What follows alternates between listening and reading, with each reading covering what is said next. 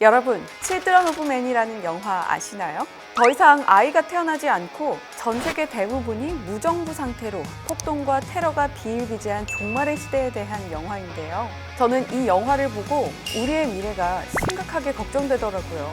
지금 가장 화두로 떠오르는 문제 중 하나인데요. 오늘은 이 주제에 대해 알아보겠습니다.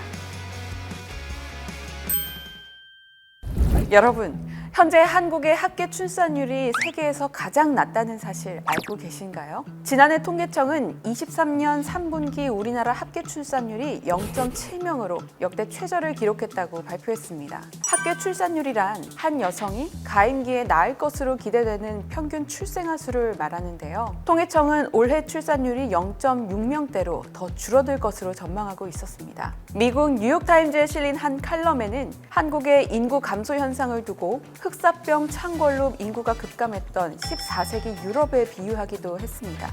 흑사병은 수많은 인류의 목숨을 앗아간 기록적인 전염병으로 현재의 상황을 그에 정확하게 비할 수는 없겠지만 그만큼 심각한 한국의 저출산 이슈를 극단적으로 강조한 것이겠죠.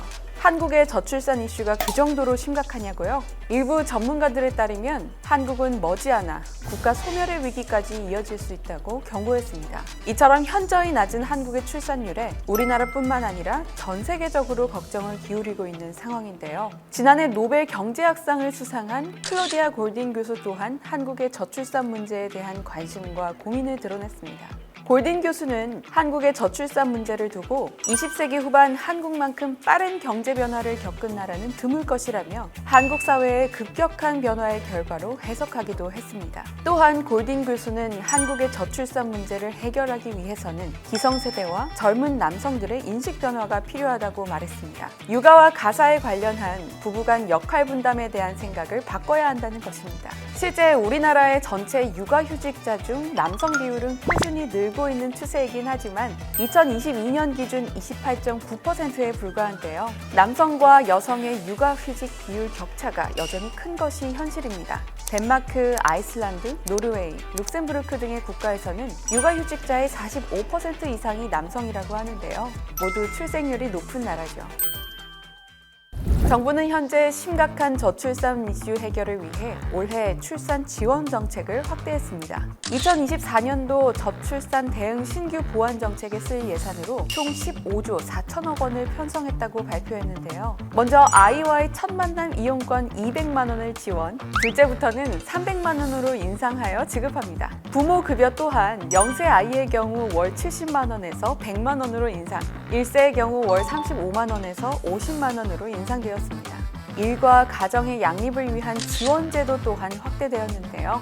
생후 18개월 내 자녀를 둔 부모가 함께 육아휴직을 사용할 경우 첫 6개월에 부모 모두에게 각각 육아휴직급여를 통상임금의 100%, 월 최대 450만 원까지 지원한다고 합니다. 그 외에도 육아기 근로자 시차 출퇴근 장려금 월 20만 원이 신설되었으며 아이 돌보미 이용 가구가 11만 가구까지 확대, 2자녀 이상 정부 지원을 대폭 확대했습니다. 또한 돌봄, 교육을 위해 늘봄 학교가 모든 초등학교로 전면 확대되며 아이 돌봄 서비스 지원 가구를 확대합니다. 출산, 육아를 위해 주거 환경도 상당히 중요한 부분인데요. 관련해서 신혼부부의 주택 구입, 전세자금 대출 소득 요건이 완화되었으며 청년 주택드림 청약통장이 신설되고 신생아 출산 가구 주택 구입, 전세대출 특례가 신설되는 등 다양한 주거 서비스가 시행됩니다. 그 외에도 사전 난임 검사비로 여성 10만 원, 남성 5만 원 지원, 냉동난자 보조 생식술 비용 지원 등 출산과 육아를 위한 다양한 지원 제도가 올해 시행된다고 합니다. 저출산 문제는 한국 사회에서 가장 대책이 시급한 문제이기도 하고 여러모로 저출산 문제에 대한 심각성이 점점 체감이 되는 요즘인데요. 앞서 말한 영화 칠드런 오브 맨과 같은 암울한 미래가 오기 전에 저출산 문제에 대한 보다 확실한 대책과 인식 개선을 통해서 심각한 인구 감소 현상이 조금씩이나마 완화될 수 있기를 바랍니다. 지금까지 어쩌다 경제 전아림이었습니다.